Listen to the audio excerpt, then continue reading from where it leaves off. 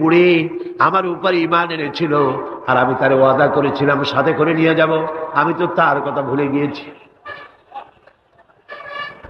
অনুশোচনা এলো। জাহাজ থেকে নেমে চতুর্দিকে লক্ষ্য করলেন, মানুষ নাই, জনপদ নাই, সব শেষ হয়ে গেছে। পাহাড় পর্বত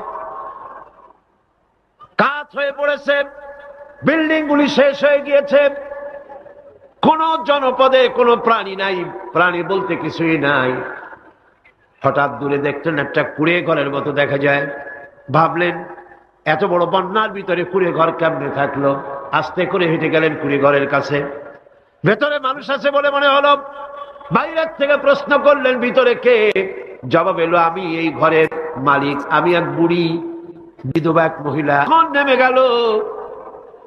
তখন তিনি মনে মনে ভাবলেন আমি তো জোড়ায় জোড়ায় করে সমস্ত প্রাণীগুলি আর মানুষগুলি, কিছু কিছু মানুষ